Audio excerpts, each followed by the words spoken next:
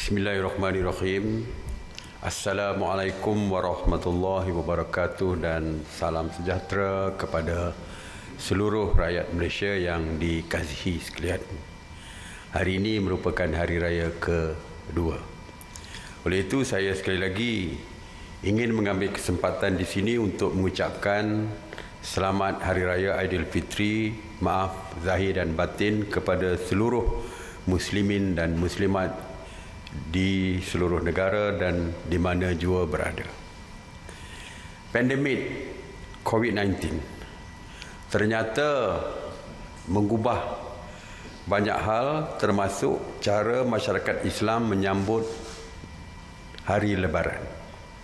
Kebiasaannya kita akan menunaikan solat Aidilfitri secara berjamaah di masjid-masjid dan di surau-surau.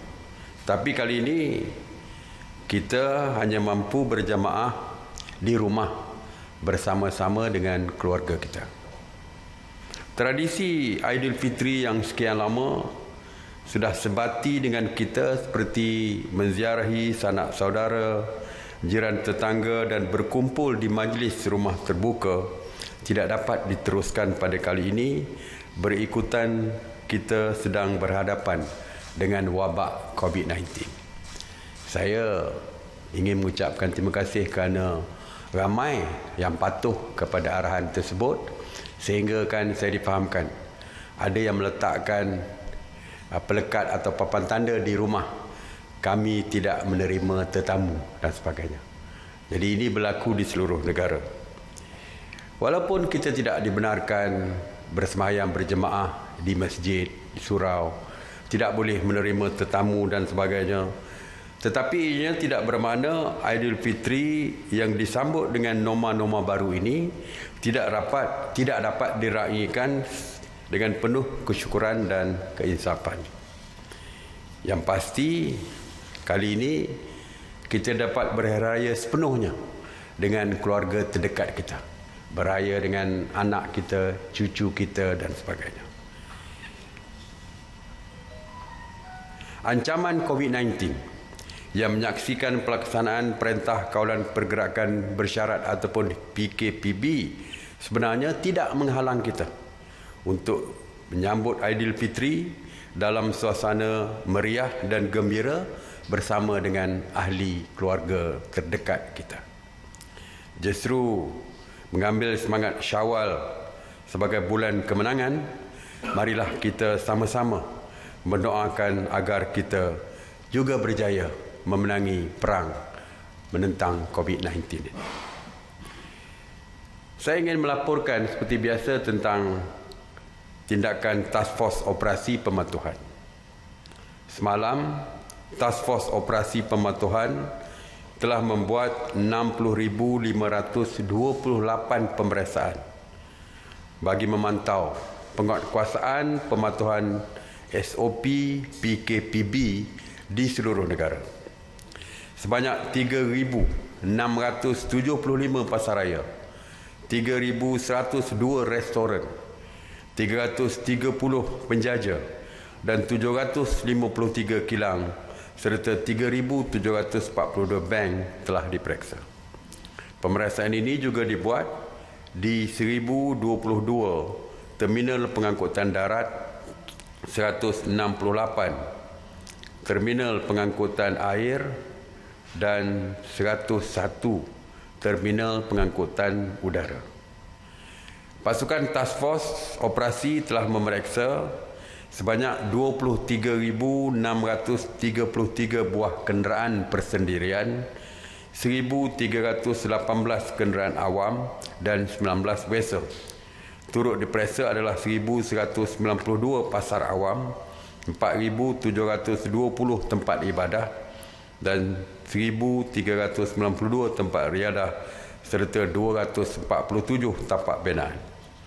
Sebanyak 2,876 pasukan pematuhan telah membuat pemantauan dan melibatkan seramai 15,023 anggota. Semalam, pihak PDRM telah menahan 470 individu yang mana 87 individu telah direman dan 23 individu dijamin di atas kesalahan melanggar SOP. PDRM juga telah mengeluarkan kompaun kepada 383 individu di atas kesalahan melanggar SOP. PDRM juga telah mengadakan 162 sekatan jalan raya rentas sempadan negeri di seluruh negara dan memeriksa sebanyak 127,552 kenderaan. Semalam, sebanyak 1,243 kenderaan cuba merentas negeri. Atas alasan yang sama, nak balik ke kampung dan telah diarahkan berpatah balik oleh pihak PDRM walaupun dan dibandingkan lebih banyak dengan hari sebelumnya, iaitu 1,158. Negeri yang mencatatkan cubaan rentas negeri untuk pulang ke kampung yang tertinggi adalah Selangor 685, Negeri Sembilan 133 dan Pahang 72. Seperti saya katakan bahawa PDRM pastinya akan mengambil tindakan yang keras terhadap mereka yang cuba merentasi negeri tanpa kebenaran, termasuklah mengenakan kompaun. Semalam, PDRM telah mengeluarkan 214 kompaun di sekatan jalan raya. Dan PDRM juga telah mengeluarkan 14 kompaun terhadap mereka yang dikesan merentasi negeri dan berada di kampung halaman masing-masing. Jadi saya ramai yang tak percaya apabila saya katakan bahawa di musim raya pun polis akan terus bekerja membuat pemantauan. Yang dah balik melepasi sekatan jalan raya merentasi negeri, sama ada melalui jalan tikus dan sebagainya, akan tetap dicari. Dan ini terbukti semalam 14 kompaun telah diberikan kepada mereka yang merentasi negeri dan mereka sewaktu itu berada di kampung masing-masing. Jadi kalau saya kata perkara ini serius, ramai yang mengambil ringan, perkara ini sudah pun berlaku. Dan 470 individu yang disaman tersebut, yang telah pun direman dan juga 23 individu dijamin dan 383 telah pun dikompaun. Mereka itu bukan dikompaun di jalan raya, tetapi mungkin sewaktu pemantauan pihak polis di kawasan perumahan, di kampung dan sebagainya, terdapat individu yang melanggar SOP dan telah pun diambil tindakan oleh pihak polis. Sanitasi awam juga telah dilaksanakan pada 30 Mac 2020 daripada sejak awal 30 Mac pihak PKT telah melakukan 7,050 operasi sanitasi yang merangkumi 174 zon termasuk di 78 zon merah dan kuning. Sebanyak 10,675 premis telah disanitasi yang terdiri daripada 2,615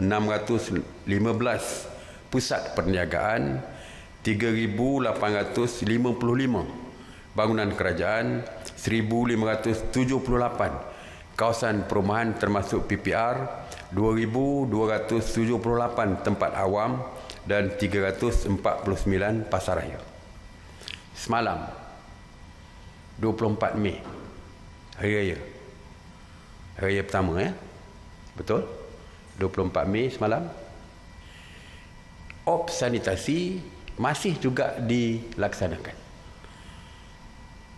5 operasi sanitasi dilaksanakan meliputi 4 zon di 2 buah negeri, iaitu 4 operasi di Sabah dan 1 operasi di Sarawak.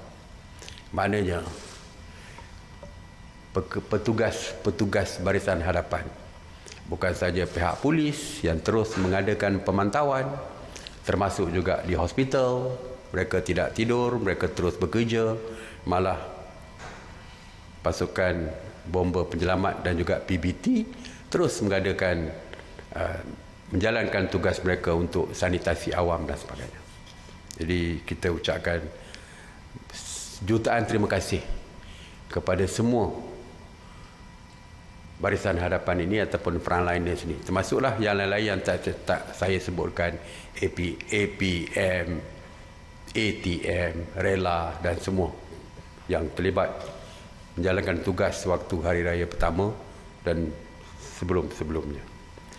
Mengenai pusat kuarantin, sehingga jam 8 pagi 25 Mei pagi ini, sebanyak 270 pusat kuarantin telah beroperasi berbanding 271 pada hari sebelumnya, yang mana 13,997 individu sedang menjalani proses kuarantin wajib. Semalam, seramai 299 rakyat Malaysia telah pulang ke tanah air dan dikuarantin secara wajib.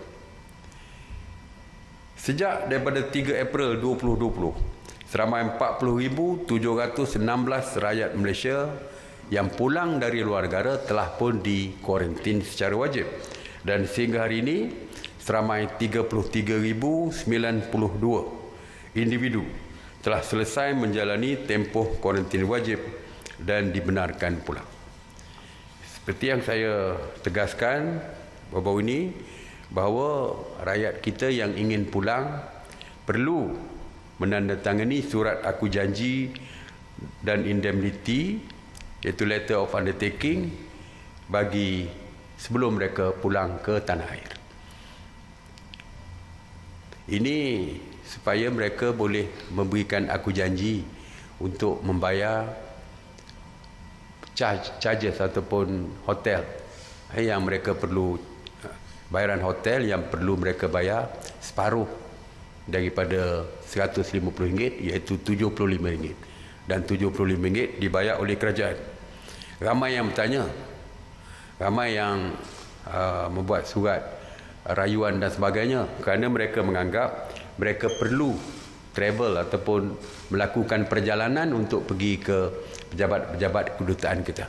Sebenarnya tidak betul, kerana setiap permohonan perlu menghantar dokumen yang berkaitan bersama-sama dengan LOU itu melalui, boleh dimuat turun daripada laman sesawang kementerian yang berkaitan. Jadi mereka tak perlu pergi sendiri. Mereka hanya perlu mengisi borang melalui online. Dan letter of undertaking tersebut boleh dimuat turun bermula hari ini di laman sesawang Kementerian Luar Negeri dan juga Agensi Pengurusan Bencana Negara. Dan LOU yang lengkap perlu di-email ke perwakilan Malaysia selewat-lewatnya 3 hari sebelum mereka berlepas pulang ke tanah air. 4 lagi agensi yang akan memuat naik LOU ataupun letter of undertaking tersebut dalam portal masing-masing dalam masa yang terdekat, iaitu Kementerian Kesihatan Malaysia, Kementerian Pelancongan Seni dan Budaya, Kementerian Pengangkutan Malaysia dan Jabatan Immigration Malaysia. Jadi banyak laman sesawang yang mereka boleh muat turun untuk mendapatkan letter of undertaking dan sebagainya, dan mereka boleh menghantar semula untuk permohonan untuk pulang ke tanah air. Salah satu sebab lagi yang kita perlu, yang mereka rakyat kita perlu melaporkan kepada kedutaan kita di luar negara sebelum pulang ke tanah air, supaya kita boleh menguruskan mereka untuk pulang dan ditempatkan mereka di pusat-pusat kuarantin selama 14 hari yang kita wajibkan terhadap mereka. Dan kita perlu tahu berapa jumlah pulang supaya kita boleh manage kepulangan mereka dan supaya pusat kuarantin itu mampu untuk menampung kepulangan mereka. Ada sebuah negeri baru-baru ini, seperti kita tahu, terpaksa menghentikan penghantaran pulang pelajar ke negeri mereka dihentikan kerana pusat kuarantin mereka telah pun penuh. Dan kita tak mahu perkara ini berlaku bagi rakyat kita yang pulang daripada luar negara. Even Singapura pun, rakyat kita di Singapura bila nak pulang, kita minta mendaftarkan di pejabat Pesuruhjaya tinggi kita di Singapura, dan kita hadkan seramai 400 orang saja supaya kita boleh menguruskan tempat kuarantin mereka apabila mereka sampai ke tanah air. Jadi inilah tujuan, salah satu tujuan yang kita lakukan. Dan yang keduanya, supaya mereka tidak terkejut nanti apabila sampai ke hotel pusat kuarantin, mereka diminta untuk membayar separuh daripada barannya. Jika mereka tak tahu, mungkin ini boleh menyukarkan mereka kalau tidak, mereka tidak bersedia dari segi keuangan dan sebagainya. Mengenai depo immigration, seperti yang kita tahu bahawa terdapat COVID positif yang agak meningkat di kalangan tahanan parti di depo immigration, iaitu di 3 depo, iaitu depo immigration Bukit Jalil, depo immigration Semenyih, dan depo immigration KLIA atau Sepang. Dan mereka yang didapati positif di 3 depo ini akan dihantarkan ke pusat kuarantin dan rawatan COVID-19 di MAIPS Serdang ataupun Taman Expo Pertanian Malaysia Serdang. Jadi kita akan hantarkan mereka. Dan MAIPS ini akan dijadikan sebagai pusat kuarantin khusus untuk parti pendatang tanpa izin yang daripada depo yang didapati positif COVID. Positif. Jadi kita asingkan mereka daripada rakan-rakan mereka yang lain daripada depo tersebut. Ini untuk memastikan supaya tidak merebak, menular COVID-19 di kalangan tahanan parti, tahanan depo yang lain, tahanan di dalam depo yang lain. Dan saya nak maklumkan, mungkin rakyat di luar sana agak bimbang bila mendengar peningkatan yang agak tinggi di kalangan parti tadi yang berada di depo.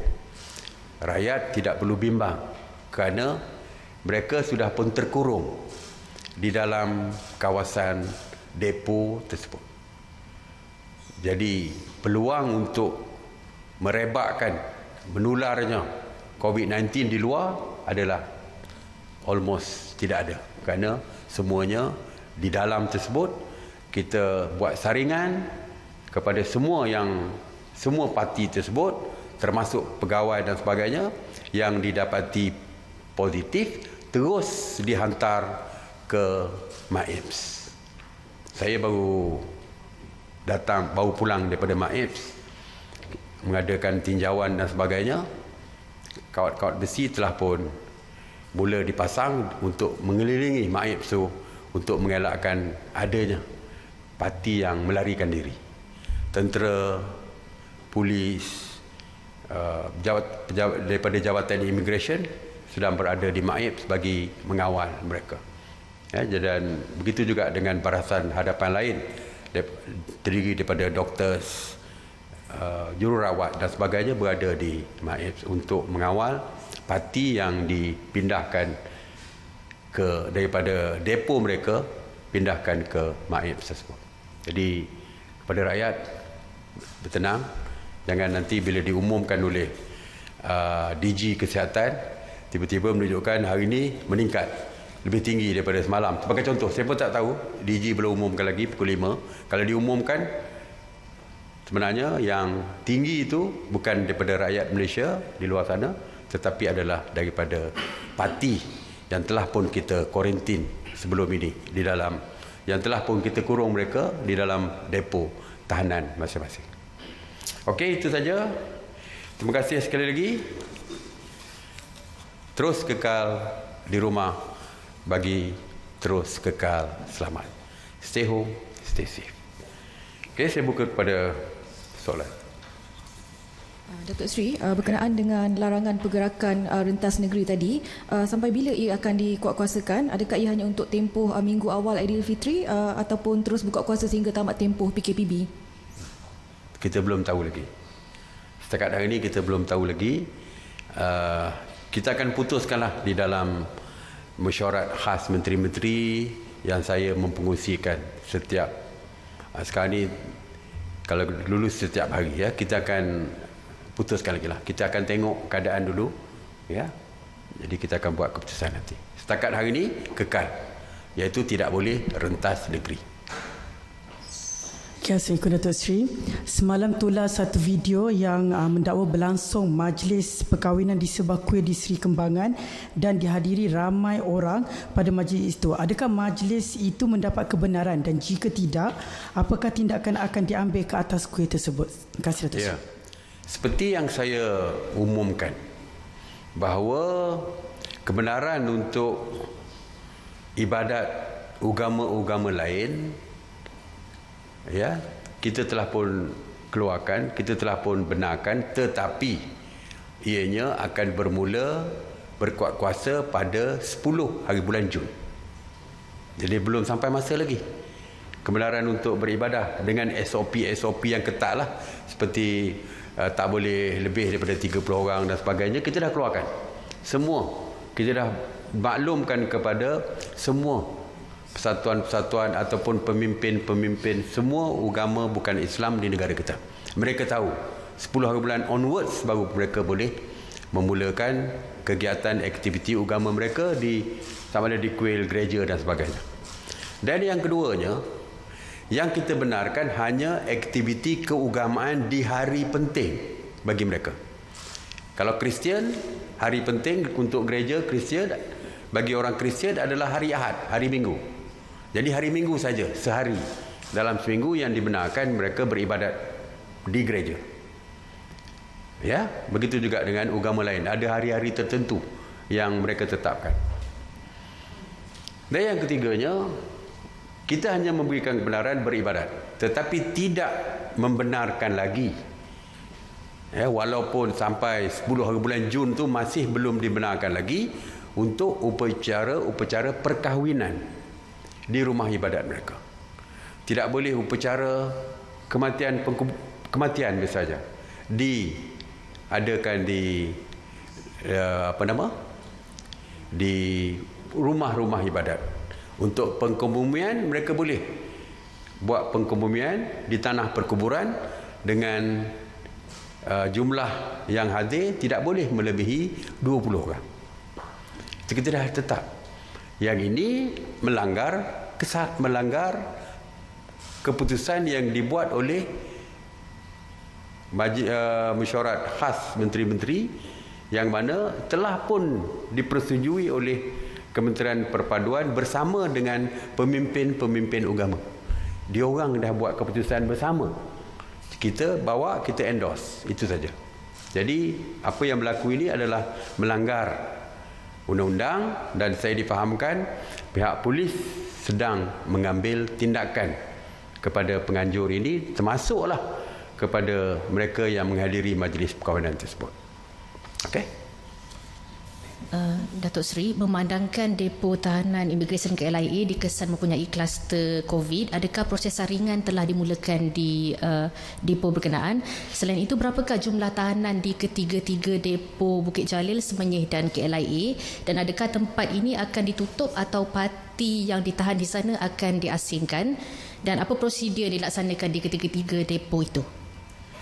Nasib baik saya baru berjumpa dengan KP Immigration tadi di MAIPS. Kalau tidak, ini soalan spesifik jumlah ni. Kalau di Parlimen sebagai menteri kita kata kita akan jawab secara bertulis lah. Tapi nasib baik saya tadi pergi bersama dengan dia dah ada bagi kepada saya numbers. Okey, apabila didapati ada saja COVID positif di mana-mana sekalipun, sama ada di depo, parti, di tapak benaan, di kilang ayam atau mana-mana sekali bila didapati ada COVID positif, maka saringan akan dibuat secara menyeluruh. Setiap parti yang ada di depo KLIA tersebut ataupun depo Sepang tersebut akan dibuat saringan swab test. Seperti juga yang kita buat di Semenyih dan juga di Bukit Jalil. Bukan setakat parti yang kita buat saringan, termasuk pegawai-pegawai yang bertugas dan juga termasuk juga yang ada kaitan seperti pembekal makanan, yang menghantar makanan dan sebagainya, juga yang ada kaitan dengan pusat depo tersebut akan dibuat saringan. Yang negatif stay, dan kita akan buat saringan kali kedua nanti. Yang positif straight away terus dihantar ke pusat kuarantin dan juga rawatan di MAIPS. Mengenai jumlah keseluruhannya 4,342 di tiga depo ini, iaitu 1,654 di Semenyih, 1,334 di Bukit Jalil dan 1,358 di Sepang ataupun di KLIA. Jadi itu jumlah keseluruhannya. Ya. Okey. Datuk Seri, terdapat laporan bahawa penduduk di sekitar Pudu sukar mendapat bekalan makanan ketika kawalan ketat. So boleh Datuk Seri komen? Saya tak percaya. Okey. Saya tak tahu sama ada sekitar Pudu tu di lockdown. Tidak ada. Sekitar Pudu tidak pernah tidak pernah ada PKPD pun di Pudu. Saya tak tahu sebab apa. Hari semalam hari raya pertama, mungkin dari segi bekalan ke mungkin sebahagian yang berniaga tidak buka dan sebagainya. Walaupun saya cuba mendapatkan makluman daripada KPD dan HEP. Kenapa ada kekurangan bekalan makanan di situ? Sebab seluruh Malaysia pun tidak ada timbul isu ini, mungkin di Pudu saja. Kalau nak katakan ada PKPD, di sana tidak ada pun PKPD dilaksanakan. Jadi saya akan cek detail itu, saya akan maklumkan. Okey. Assalamualaikum Datuk Seri, saya Hafiz daripada Bernama. Semalam hari raya pertama dibenarkan membawa ahli keluarga untuk ziarah hari raya. Adakah peraturan hanya 4 orang penumpang dalam satu kenderaan seperti pengumuman PKPB akan diterus dikuatkuasakan selepas sambutan hari raya semalam? Terima kasih. Ya. Setakat ini berdasarkan akta. Kita berdasarkan akta, ya. Akta masih lagi mengatakan 4 orang. Mengatakan 4 orang. Tapi saya percaya semalam tidak dengar ada yang ditahan kerana membawa lebihan penumpang pun. Ya, kadang-kadang seperti saya katakan, akta tu ada jelas, tetapi pihak polis biasanya kadang-kadang menggunakan budi bicara. 4 orang, tiba-tiba ada baby 1 orang tambahan atas riba mak dia jadi 5. Dari segi akta memang boleh ambil tindakan pasal 5, tetapi biasanya pihak polis akan menggunakan budi bicara dan sebagainya. Dan insya-Allah kita pun dah bincang dalam mesyuarat khas menteri-menteri pagi bahawa 4 itu mungkin untuk kereta yang sesuai dengan 4. Dan kita setuju berdasarkan kapasiti. Kalau kereta tu kereta MPV, dia boleh 6. Jadi kita boleh sebenarnya kita bersetuju untuk membenarkan 6 di dalam satu kereta. Cuma kita dah maklumkan perkara ini, cuma saya tak tahu sama ada akta tu telah pun dipinda dan diwartakan. Jadi kalau dah diwartakan, makna boleh sehingga 6 mengikut kapasiti kereta tersebut. Cuma saya tidak tahu sama ada dah pun diwartakan atau tidak. Keputusan dah dibuat, dibolehkan mengikut kapasiti jumlah penumpang yang boleh diangkut oleh kereta tersebut. Kalau dah ada, maknanya kalau dah diwartakan, maknanya untuk MPV mungkin boleh 6. Tapi seperti saya kata tadi, kereta 4 saja kapasiti kereta, tiba-tiba ada 5. Jadi terserah kepada pihak polis untuk menggunakan budi bicara mereka. Saya percaya kadang-kadang dalam kampung je travel di dalam kampung, tapi kerana ada baby takkan nak bawa tengah panas, bawa kereta, tiba-tiba disekat oleh polis. 4 campur 1 baby. Saya percaya pihak polis akan menggunakan budi bicara yang adil kepada semua pihak. Okey? Ada lagi? Wah, raya. Pasal raya pertama tak ada PC kan? Okeylah. Datuk Seri, kita tahu MyApps ada lebih kurang 600 kapasiti katil. Tadi Datuk Seri cakap MyApps akan jadikan khusus untuk parti kuarantin kan. Jadi adakah ini bermaksud, nak minta penjelasan Datuk Seri, adakah bermaksud orang lokal tak akan dikuarantin lagi di MyApps? Tidak. Lokal, hari ni last kita dah pindahkan mereka ke hospital di Sungai Buloh. Di Sungai Buloh. Dan di situ kita letakkan parti saja. Kita tak mahu ada bercampur antara locals dengan rakyat kita dengan parti.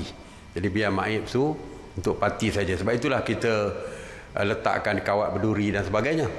Kalau rakyat kita tak pernah kita letakkan kawat berduri pasal mereka tidak lari. Yang kes yang lari ni adalah mereka yang tidak ada dokumen perjalanan ni. Parti ni, itu yang mereka ambil kesempatan untuk lari dan sebagainya. Jadi oleh itu, oleh kerana kita dah letak kawat berduri dan sebagainya untuk menghalang mereka daripada lari, kerana kalau lari susah nak kesan mereka sebab mereka tidak ada dokumen. Kalau rakyat Malaysia, kita ada IC mereka, alamat rumah mereka, kita boleh cari mereka, pergi ke rumah, jumpa isteri mereka di mana, dan akhirnya kita dapat tangkap. Tapi kalau parti mereka memang tidak ada dokumen, tidak boleh nak daftar atas nama siapa, di mana mereka berada, apa alamat rumah mereka, siapa saudara-mara terdekat mereka, jadi tak boleh. Sebab itu kita terpaksa letakkan kawat berduri mengelilingi MyApps.